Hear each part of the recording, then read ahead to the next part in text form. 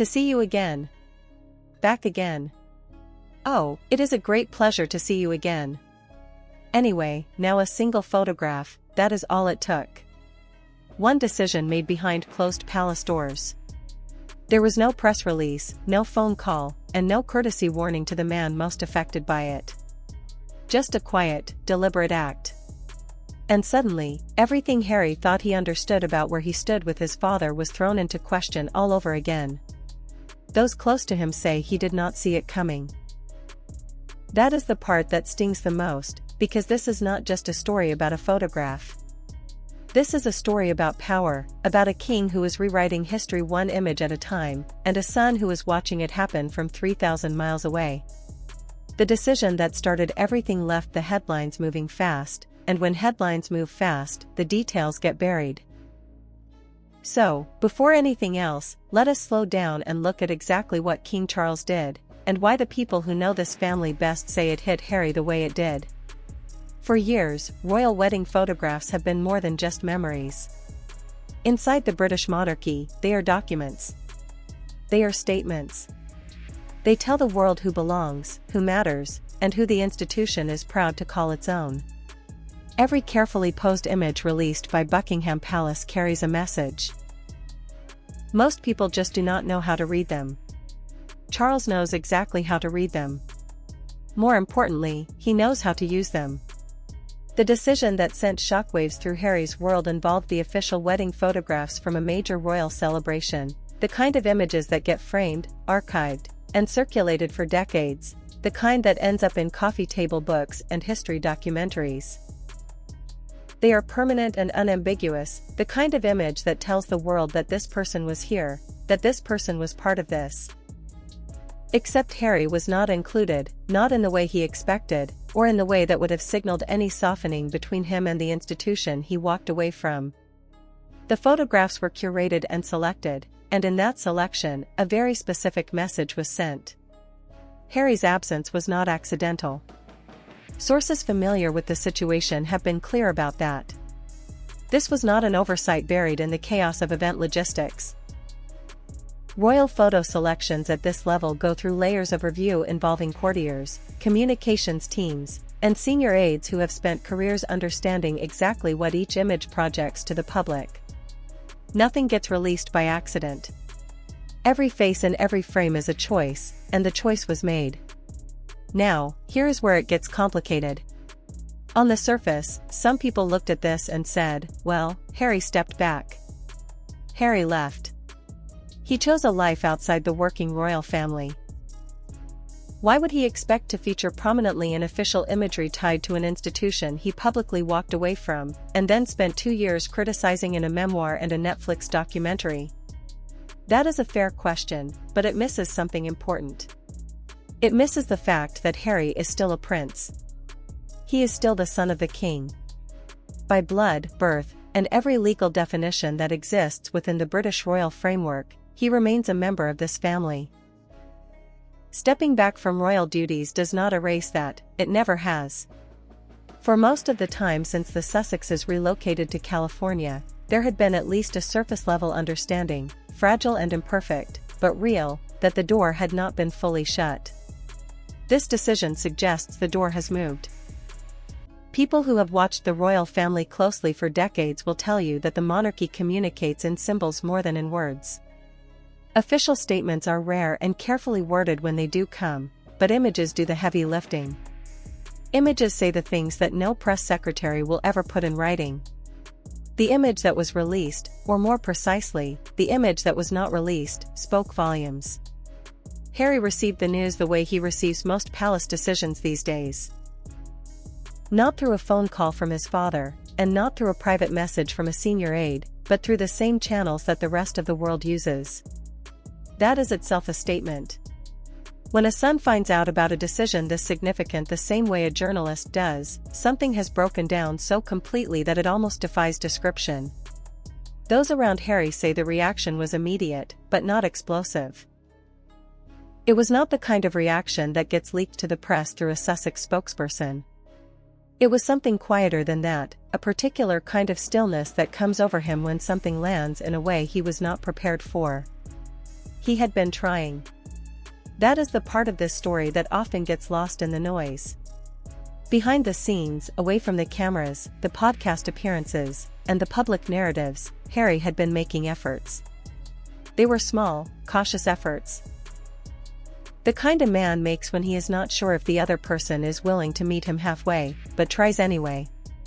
There were visits to his father during Charles's cancer treatment, calls that were shorter than either of them probably wanted, and gestures that never quite landed the way they were intended. And then came this, a photograph that said more clearly than any statement ever could that the recalibration of this family's public image does not include you. Now ask yourself this: what does Charles know that Harry does not? There is something underneath this decision that goes deeper than one set of photographs, something that the palace has not said publicly and may never say publicly.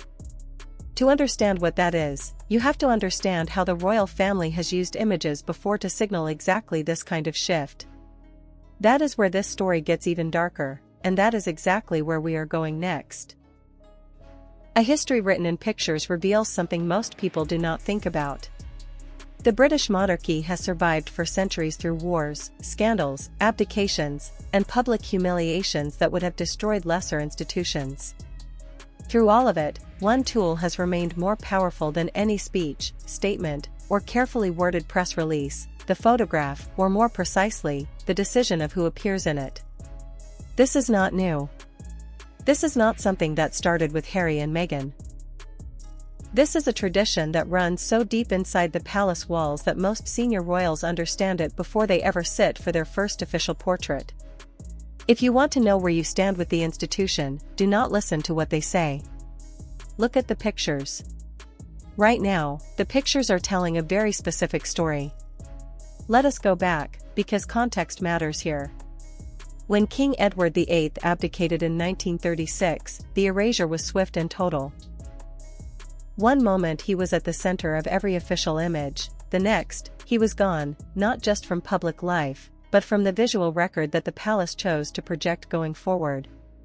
The institution moved on, and the photographs moved on with it. Edward spent the rest of his life in exile, watching a family that had simply rearranged itself around his absence.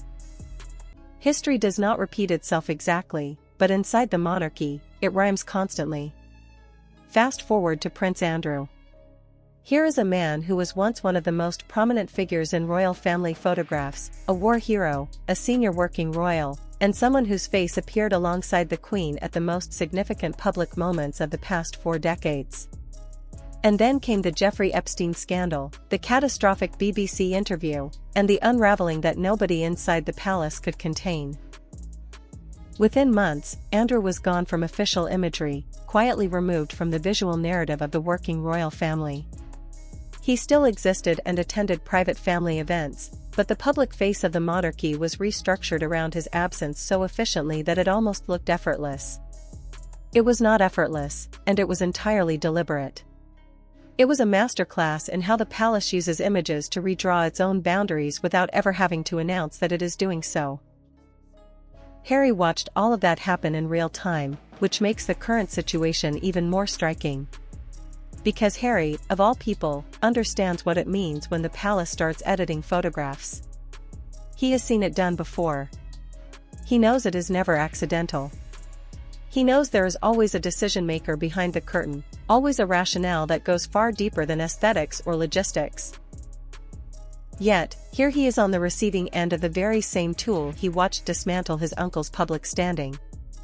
Now, here's where this gets even more interesting. The visual shift away from Harry did not begin with this recent wedding photograph decision. It began much earlier, long before Megxit was announced, before the Oprah interview, and long before the memoir. Those who have studied the palace's communication strategy closely will point to something that most casual observers completely missed at the time. In the years leading up to Harry and Meghan's departure, there was a subtle but consistent repositioning happening in official royal imagery. The photographs released for major occasions began to center more heavily around William and Catherine, around the direct line of succession, and around the image of a modern, stable monarchy built on a very particular foundation. Harry and Meghan were still present, but they were drifting toward the edges of the frame. slowly, carefully, and in a way that only became obvious in hindsight. That is how the palace works. It does not make dramatic announcements. It does not hold press conferences to explain its internal decisions. It shifts, adjusts, and reframes. By the time most people notice what has changed, the change is already complete. So, when Harry looks at the wedding photographs released in recent weeks and sees what is missing, he is not just reacting to a single moment. He is recognizing a pattern he has been watching develop for years, a pattern that now appears to have reached its logical conclusion. Which brings us back to the question, what does Charles know that Harry does not? Here is one answer. Charles knows that the monarchy's long-term stability depends on clarity, on a clean, coherent public narrative about who the working royal family is and what it represents. Ambiguity is expensive. Keeping a door half open to a son who has consistently used his platform to criticize the institution creates a messaging problem that no communications team can fully resolve. So, the door gets closed, not with a statement or a confrontation, but with a photograph, or the absence of one. Has Charles been planning this longer than anyone realized? Is this the final move in a sequence that began years ago? Or is there something else driving this decision, something more personal, something that has less to do with institutional strategy and everything to do with a father who has simply run out of road? Because those are two very different stories, and the truth, as it almost always is with this family, is probably somewhere in between. Let us look at Harry's world when the news hit, and talk about where he actually is right now. Not the version of Harry that appears in carefully managed public appearances, and not the Harry from the Netflix documentary or the memoir press tour, but the actual Harry, the one living a life that looks glamorous from the outside, but has been quietly unraveling at the edges for longer than most people realize. Consider the money, because money matters, and nobody in the Sussex camp wants to talk about it directly. When Harry and Meghan left the royal family and relocated to Montecito, California, the financial proposition seemed solid. The Netflix deal, the Spotify deal, the memoir, and the speaking engagements, on paper, it looked like a couple who had successfully monetized their royal connections and built something independent and sustainable. The reality has been messier. The Spotify deal collapsed. $100 million worth of audio ambition ended with a single podcast series that the platform quietly walked away from. The Netflix relationship has cooled considerably since the early days of breathless announcements and blockbuster promises. The documentary was performed and the memoir sold, but the ongoing content pipeline that was supposed to sustain the Sussex brand long-term has struggled to find its footing. Even Harry's legal battles in the UK, while producing some victories, have come at an immense financial and emotional cost. The phone hacking cases against British tabloids resulted in settlements and public vindication on certain fronts. But those victories came with costs that rarely make the headlines: legal fees, emotional bandwidth, and time spent fighting wars on multiple fronts simultaneously. Perhaps most significantly, every courtroom appearance, deposition, and public legal battle kept reopening wounds that Harry was simultaneously trying to heal in other areas of his life. It is a contradiction that defines his current existence. He is fighting for acknowledgement from an institution while trying to build a life that does not depend on that acknowledgement. He is seeking vindication from the British press while trying to establish himself in an American media landscape that is genuinely uncertain what to do with a British prince who no longer has a kingdom to point to. Through all of it, one question never goes away: what is Harry without the royal family? It is not a cruel question, it is the central question of his adult life, and it is one he has not yet fully answered. The memoir was supposed to be part of that answer. The documentary was supposed to be part of it. The Invictus Games, mental health advocacy, and military charity work, all of it is real, and it matters. But none of it has yet coalesced into a clear, standalone identity that exists independently of the story he left behind. The palace knows that.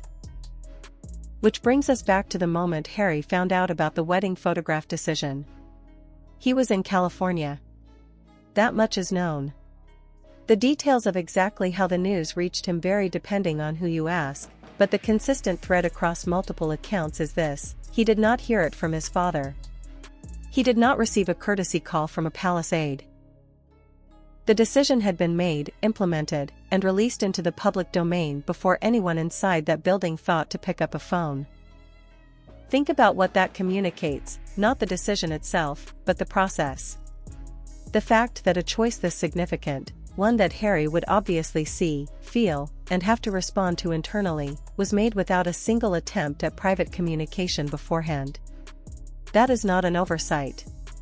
Inside a palace that manages every detail of its public output with forensic precision, that silence was a choice. Those close to Harry describe his reaction in consistent terms. It was not rage or the kind of public eruption that his critics would expect and his enemies would welcome. It was something much quieter, a withdrawal, a stillness. Those who know him well recognize it as the response of a man processing something that has confirmed a fear he had been trying not to fully believe, the fear that the reconciliation he had been quietly working toward was not actually within reach. Because here is what the people around Harry will tell you if you ask them carefully enough: behind every public statement, Netflix project, podcast appearance, and Invictus photo opportunity, Harry has not stopped hoping. He has not stopped believing on some level that the relationship with his father could be repaired, and that the relationship with his brother could find its way back to something recognizable. He visited Charles during the cancer diagnosis, flying across the Atlantic with almost no notice to sit with his father in a private meeting that the palace kept carefully quiet. That visit was not the act of a man who had closed the door. It was a son reaching across an enormous distance because something in him still believed the reach was worth making. And then the photograph decision landed. People in Harry's circle are careful with their words when they discuss this, but the picture they paint is of a man who has been forced to reckon with something deeply uncomfortable. That the efforts he has been making privately have not been reciprocated in the way he hoped, that the palace's public positioning of the royal family has continued to move in a direction that does not include him, and that the gap between the private gestures and the public reality has become too wide to keep explaining away. Charles knows that Harry's hope is still there, and he has chosen with this decision not to meet it. Whether that is strategy, heartbreak, or simply the cold logic of institutional survival depends entirely on which version of Charles you believe in. And that is exactly the question we are walking into next. Charles stands at the center. Is it cold calculation or a broken heart? The king has waited longer for this crown than any heir in British history.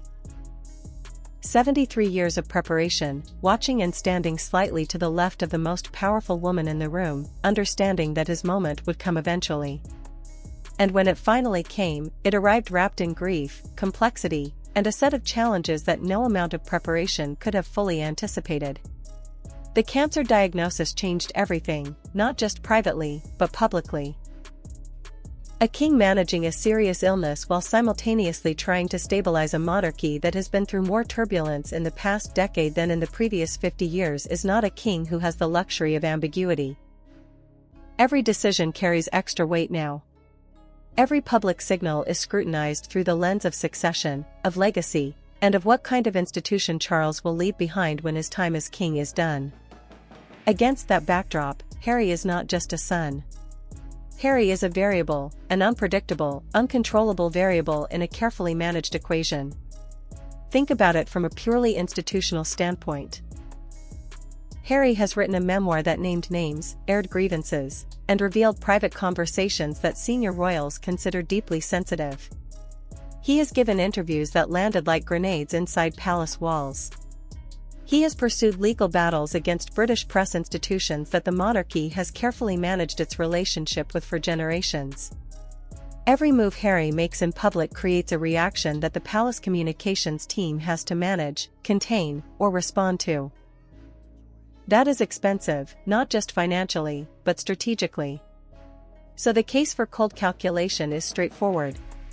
Charles, advised by a team of experienced courtiers who have spent careers protecting the institution, has made a decision to accelerate the visual and public repositioning of the monarchy. They are centering it entirely around the working royals, around William and Catherine, and around the direct line of succession. A clean, stable narrative that does not have Harry-shaped holes in it. The wedding photograph is part of that repositioning, a deliberate step in a sequence that has been carefully planned and carefully executed. If that is the full story, then Charles is doing exactly what a king is supposed to do, protecting the crown, prioritizing the institution over the individual, and making hard decisions because hard decisions are the job. But here is where it gets more complicated. The people who have observed Charles most closely over the past several years do not describe a man who is coldly indifferent to what is happening with Harry. They describe something far more painful than indifference. They describe a man who is grieving quietly, privately, in the way people grieve when they cannot fully acknowledge what they have lost. Acknowledging it would require confronting choices that cannot be undone. Charles has spoken publicly about family in ways that are carefully worded but emotionally revealing. His cancer diagnosis prompted a response from Harry that Charles received, by all accounts, with genuine warmth. The private meeting between father and son during that period was described by those aware of it as real, not performative or a managed photo opportunity. It was a genuine attempt by two people to find something solid in a relationship that had been badly damaged. And yet, the photograph decision followed, which tells you something important about the space Charles is operating in, the space between what he feels as a father and what he does as a king. That space has always existed inside the monarchy. It existed for Queen Elizabeth, it existed for George VI, and it exists for Charles now. The painful truth is that in every historical instance where that tension has come to a head, the institution has won. The crown does not bend for feelings. It never has. But here is the layer that Charles's closest observers point to that rarely makes it into public analysis. Charles is not just managing Harry's absence from the institution. He is managing Harry's presence in the public conversation. Those are two very different problems. Harry being gone from royal duties is manageable. The palace has shown it can absorb that and keep moving. What is harder to manage is Harry still being visible, still generating headlines, still sitting in interviews, podcasts, and Invictus stages in a way that keeps the Sussex narrative alive and competing with the palace narrative for public attention. William's silence in all of this is its own kind of statement. William has not commented publicly on the photograph decision, nor has he issued any signal, however subtle, of discomfort with the direction the palace has taken. William's silence is not neutral. A future king who disagrees with an institutional decision of this magnitude has ways of making that disagreement known without ever holding a press conference. The fact that nothing has come from that direction tells you that William is either in agreement with what has been done or has made peace with it. Either way, Harry has lost the ally he most needed in this moment. Then there are the children. Archie and Lilibet are growing up in California with a version of their family story that is being shaped in real time by decisions like this one. They will not understand the photograph issue now, but they will understand it eventually. They will look at the official record of this period in royal history and see where their father appears and where he does not. They will inherit this fracture and carry it into adulthood in ways that nobody can fully predict or control. That is perhaps the most painful dimension of all of this. The damage is no longer contained to one generation. So, what are the realistic paths forward? The path of reconciliation requires things that currently appear to be completely unavailable. It requires Harry to make a public gesture of enough substance that the palace can point to it as a genuine shift. It requires Charles to be willing to absorb the institutional risk of reopening a door that his advisors have spent considerable effort closing. It requires William to actively support, rather than simply tolerate, a rapprochement. And it requires the Sussex brand to somehow disentangle itself from the adversarial posture toward the institution that currently defines its public identity. Has Charles been planning this longer than anyone realized? Yes, not with malice, or necessarily with the cold indifference that Harry's supporters would attribute to it, but with the quiet, incremental, institutionally rational logic of a man who has finally accepted that the cost of keeping the door open is higher than the cost of closing it. It is a king who is also a father, making a king's decision and living somewhere private and unreachable with what that costs him as a father. The photograph has been taken. The selection has been made.